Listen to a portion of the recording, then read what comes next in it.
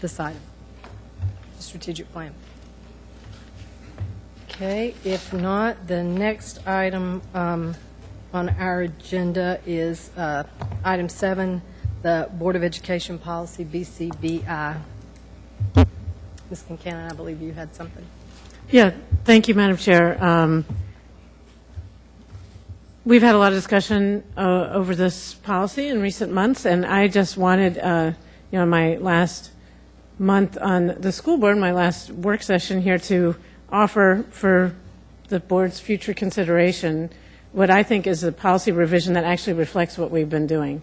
I think the policy that was on the books was sort of overly complex, and I think that it's reflected because in practice we've been doing, we have encouraged, and all of us at this table have been here the last 9-10 months, and we have been, I think, incredibly welcoming to public comment of all kinds, and haven't tried to tamp it down in any way, and I think that's good. I think it's been hard sometimes to hear some of the less positive feedback and more critical stuff, but I think that's part of our job as elected officials, to hear the good, the bad, and the ugly. And even when it's sometimes repetitive, and even when it's sometimes partial information or one person's perspective that's not a general experience of everybody, it's still an important form of communication. And so, anyhow, I offered this. We may, basically, it just puts the emphasis on considering. Let me pull up the one that has all the cross outs. But I also thought the policy was really long, and I suggested, and again, this is something we're not voting on this week, we're just sort of discussing today, and at the very end, because the policy really is about how we run our public forum and what people can expect and what we want out of it. So I started out with just the language like, we welcome public input on any matter relating to the education of our children and governance of the school system, period. That's the main thing I think this board should convey to the public. And then it's sort of, how do you sign up for public forum, and what are the rules? And I think that our rules that are existing are pretty good. I didn't really change anything. I just sort of I sought to clarify. Sign up in advance or at the beginning of the meeting. You have up to 5 minutes. We encourage people to have a spokesperson like the Campbell County students did today, that sort of thing. And then at the very end, I put in that there's the former policy under the current language, it says appearances before and appeals to. I think in the appeals language that's totally different from public forum, and I think it either should be a separate policy, or else we should. My compromise was just say appeals to the board. The board requires that all administrative and personnel matters be settled at the lowest possible level. Such matters will be heard by the Board of Education pursuant to established appeals processes. That's like a legal stuff. I also think that we're already doing that, and like so some of that stuff we talked about earlier in the summer about people have to put in writing, and maybe Ms. Coatney would be. I think that's really cumbersome, and if it's in writing, then it's an appeal, and then it needs to go through all these processes that already exist in statute and law, and don't need to be explicitly drawn out in policy. That's my view. We can refer to the TCA, whatever, but if people are having major personnel matters, then those have to go through all those procedures and legalities, and people get lawyers and everything else, and if they can resolve it beforehand, great. But I just think this policy should be about how we conduct and welcome public input, and that we in general don't respond, but that we can if we choose to, and we can ask questions. Because I think one thing that's been a source of frustration for me is, again, it was a good thing to review this, because we can say to a person who's up there after they've finished their time, a board member with the permission of the chair can say, well, have you talked to, if it's a parent or whatever, have you talked to the principal about this? And if they say, well, no, then we'll be like, well, we might consider doing that before coming to the board. But and if they have, and then we can also, say, Dr. McIntyre, would you please will you or one of your staff members please converse with this person afterwards and see what, where they are and what we can do to help them or hear their concerns. And that doesn't mean we can satisfy everybody, because there's sometimes, you can hear and listen and still have differences of opinion, and that's okay. But I just offer this as my parting policy offering, I guess. So only upon request, That's good to know. So there you go. And if anyone has any questions, I'd be happy to try to answer them. Ms. Carson, you have your microphone down. Thank you. I appreciate you doing some work on this because, as I looked at the policy months ago, one of the things that I said in the last meeting is I think our policy is antiquated. I think people turning in what they're going to say in writing is ridiculous, but that's what our current policy says. So I believe it does need to be revised. My concerns are this. One of the things that I have learned over the past months, but particularly in November, December, January, and in going back and looking at it, many of our teachers, November, December, started off with their 5 minutes by saying, I haven't said anything for 5 years. Or I haven't said anything for 3 years. And that screams loud and clear to me that we don't have our school system doesn't have a great mechanism for employee feedback. And so one of the problems that makes this bubble up to a point of just utter frustration is it's not very clear for employees to know, how do you get a responsible, appropriate, and respectful response from your first line manager? As I go back and think about this, I don't want people to have to document a full chain of command. I want them to be aware through some document that's whether in teacher manuals, orientation, procedures, what the chain of command is. But I do very much want employees to go to their first line manager. And I think it's important that our first line managers, who are typically, but not always going to be the principal, understand that when an employee brings a concern, they're expecting them to help address that concern. And to just acknowledge agreement, but say, I can't do anything about it, to me is unacceptable, no matter what the concern is. I think an organization that runs smoothly should expect communication from your frontline managers to be what tells you all of the expertise that's coming in that you may not hear because you have 8,000 employees. So whether it's in policy on public forum or it's not in policy at all, I absolutely believe the practice of communication and being responsive, respectful, and appropriate to employees at all levels needs to be established, needs to be taught, and needs to be enacted. And I think that there will be a lot of things that can be resolved at that level. I have concerns about having somebody come, because I think it is true that the policy has to apply to all citizens. You can't separate out teachers, and that's why we also said parents who want to come and they have a complaint about a specific teacher, that we want them to go to either that teacher or the principal first, because the damage that can be done to that teacher's reputation in a public forum where they're allowed to, even if they're civil and they say, Miss So-and-so is a horrible teacher and this is what she did or didn't do, and it's all that parent's perspective, and the teacher has never had an opportunity to even be aware that that parent was upset, I think that can be damaging. I can tell you that a teacher at West Valley was very much upset is a nice way of putting it. but just appalled that that could happen and that this board would allow that to happen. So I still think there needs to be some, but I have no desire to have people jump through hoops to come talk to the board. And I think that there are things that will boil up occasionally that people really have tried to resolve.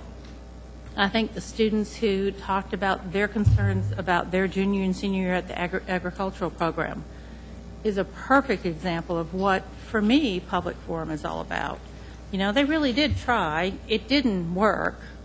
But them coming and talking to the board got people up here to say, go see what you can do about those kids. You may not fix kids all the way down, but we've got an obligation to that. And that has been addressed and should have been addressed. So I like a lot of the changes in here. I like getting out a lot of the formality. And I think the board, you know, maybe it's something we need to just put on our retreat agenda. But I think the board as a whole has to decide, how much do you want in policy? How much do you want just in practice? And I'll give you an example. Tonight, we start out a meeting suspending policy.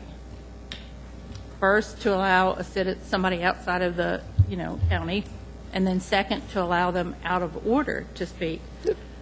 I think it was probably a good decision, but I think if we don't allow somebody else in the future the chance to do that, if they come up and say, I can only be here until 5:30, and these students didn't request it, so I'm not saying that, but I'm just saying this board, I think when we make those decisions, just have to be very purposeful, because I would have a hard time justifying to anybody else why they don't. I know there's a frequent public forum speaker who comes and talks to us about algebra, and he frequently says, I don't want to stay that late, can I go first? And what's different there? So I just think that I absolutely agree. The policy needs to be redone. I think the board has to decide how they want to go forward with it, regardless of how it's done. I think we need to make sure that the frontline people have an opportunity to address the issue first before it's publicized, so that the issue can be addressed. And so that whether it be a parent, a community member, or an employee, they have an opportunity to get a response immediately. Mr. McMillan. Thank you, Madam Chair. Just for your information, Ms. Carson, you referred to the ag students and that they didn't work it out. It's my understanding that they did work out something that will allow them to do it. If I didn't say that correctly, I think because they came to form, it did work out, and I think that was appropriate. Okay. I thought you said it the other way. I'm sorry. It didn't work out till they got here. Right. Ms. Kincannon. Thanks, Madam Chair. I just wanted to respond to some of your comments. Thanks for your comments, Karen. First, a couple things. There is language in there. I can't remember if it's new or yeah, I think I added this. It just says it expects public forum participants to maintain civility and avoid ad hominem attacks, and the chair shall have the authority to terminate the remarks of an individual who does not adhere. So, I mean, if someone's really going off, and that's something that the chair needs to do. And I agree with you that we need to have an administration where people from, all staff members have ability to express concerns and complaints in a constructive way, and then if they aren't happy, know what to do, and then ultimately come here. But I think it's not a bad, it's, to me, what we heard when we had a teacher say, I've been, keeping my mouth shut about this for 5 years, and the first thing they come to the board, that's a message. And I know all 9 of us got that message, and I know Dr. McIntyre got that message, and that message was loud and clear that, we've got some stressed teachers, we've got teachers who need more support and aren't getting heard, or whatever. And is it universal? I don't know. Is it worse in some places than others? But if we had required them to we wouldn't know about those gaps except that they had took the initiative to come here. And I think and hope fervently that in the coming year, things have gotten better and things will continue to get better. Because I know that as much as our meetings are super entertaining, I mean, teachers don't want to come down here every meeting and sign up for public forum and express their concerns. They want to do it and then have changes and things get better. And I think our meetings of 1 to hour and a half public forums are not going to be persistent. And I mean, but if they are, then that's something other people will have to deal with. Yeah, you'll be Slovenia. But I just think it's better to err on the side of encouraging and allowing and letting us hear it. And then if it's a problem that is something that needs to be taken care of by a principal, a supervisor, or Dr. McIntyre, then they'll hear it. They'll hear it, and that will hopefully cause improvements to happen. Ms. Carson. So, and I, believe it or not, I think we agree, but my premise is this.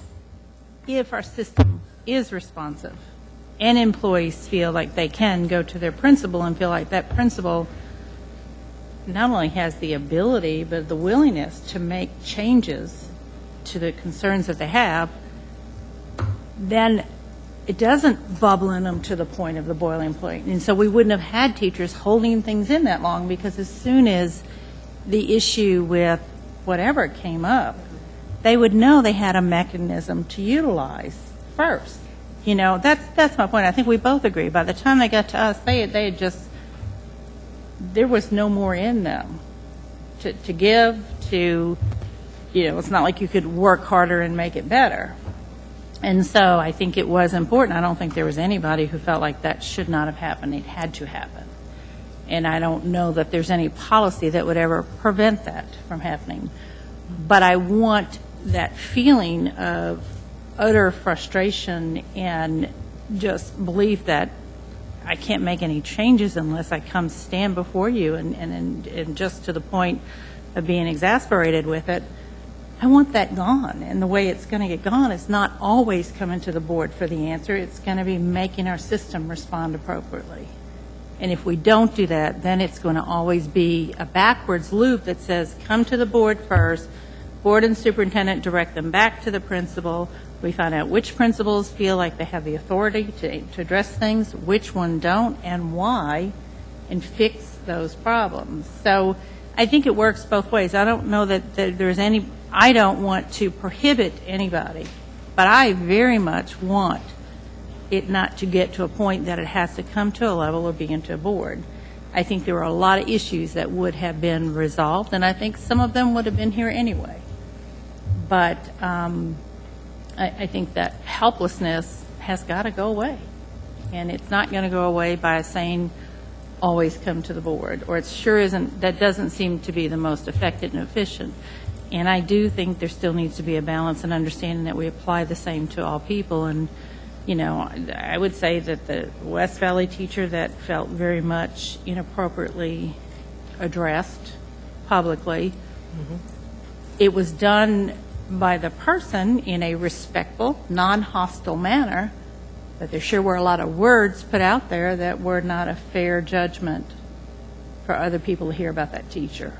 And so I don't know that there was a point other than naming the teacher, which they now could do in this policy, that, that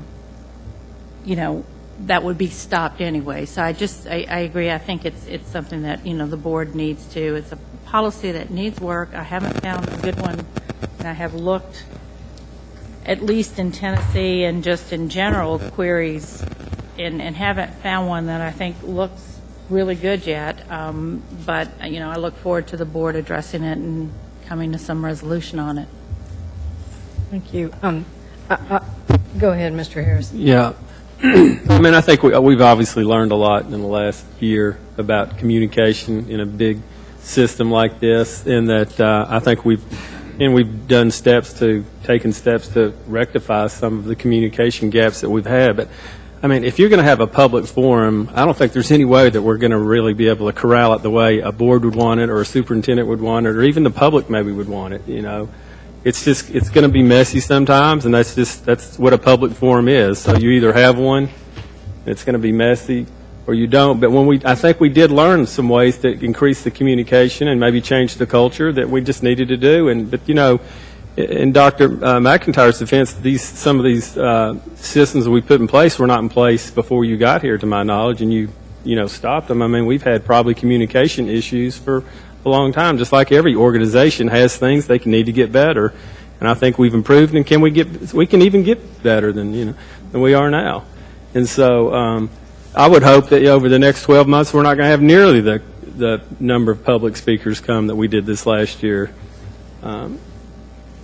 But I think we could probably talk about this a long time. I like your new suggestions. I would vote for that today. I think they're reasonable, and I think that they're plain language, and it's a good place to end for now, and maybe we come back and look at it in another year. But I think ultimately we've learned that we've got to increase our communication with our teachers, and I think Dr. McIntyre, he's having lunches with them. We've got the teacher advisory board. But still, with 8,000 employees, if the public expects him to hear every single complaint and to be able to, respond to every one of them, him personally, that's impossible. And so, but that goes back to, I'm looking forward over the next year to have some meetings with Dr. McIntyre about how we can help train our principals and our administrative staff on how to respond to complaints. It's not easy. I've got a large business, and sometimes my employees and my management team are not sure how to respond to complaints and issues that arise. And so maybe we need to have some additional training for our principals and our supervisory people on, exactly how do you respond to some of these complaints. Because some of them, we had, as a board, we'd said this is what we're going to do. And the complaints still came, and we never did change some of the complaints. So are we going to keep hearing that for the next 3 years? Maybe we do, and that's part of our job, I guess. But I like your changes. I think I would vote for it and just encourage this board over the next year, 2 years, 5 years, 10 years to continue to create a culture of communication, put the systems in place like you're talking about, make sure teachers feel the ability and the receptiveness from their superior to go talk to them. And I think we won't have to worry about this policy in the future as much. What I would say following up is what I hear all of you saying, this is not an either or, this is a both and. There has to be public ability for people to share, but we have got to do a much better management job, an organizational management job of how things work up the chain. To your point, Mr. Harris, I also work in a business where there are customer or complaints or whatever, and sometimes you just can't fix the complaint. You hear it, you respond as best you can, but sometimes you just can't change some of the things. Some of the complaints we heard, some are legislative that we just don't have the power to change. But to your point, I think as painful as it was, especially sitting here with the chair, and I see that I could have had the authority to cut someone off, yeah, you do that. What I would say is that it has been a very, I just think that we have learned a lot. We will get better. But I think it's not surprising that this is happening, and it's not just happening in Knox County schools. We just have 3 TV stations and a newspaper that report it a lot. It is happening in other communities across the state where folks have had concern. And I think it is because there is great change in education that is reached a crunch. And the rubber, we just can't keep taking more and more and more without something going away, which is what this board has been saying for 4 years now. So I look forward to moving forward, and it's not like I said, I think we can talk about the policy some more. Maybe the board retreat is a good place to talk about it, or at a subsequent meeting. But I also think, it's our direction to Dr. McIntyre that he put in place training policy for procedures for these kinds of things to come up through the chain, and how we would do that better. So Mr. Harris. Yeah, I just want to make one other point. Obviously, I'm not an educator, and I'm a businessman, and so I'm learning kind of on the job here. But one of the things that you learn in a school system is, like most businesses, if they need to communicate to employees, they just rally everybody up at, 11 o'clock, say we've got a meeting. You can't do that in a school. There's kids running around the halls and in the classrooms, and so it's a whole lot harder to communicate from the superiors down to the employees.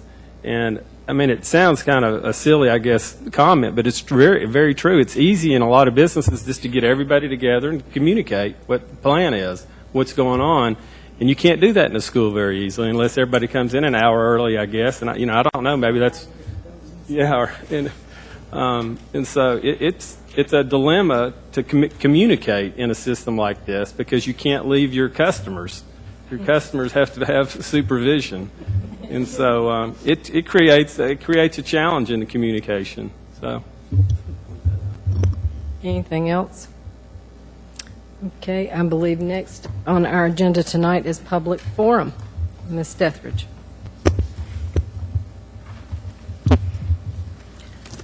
Madam Chair, first we have is Janie Norman.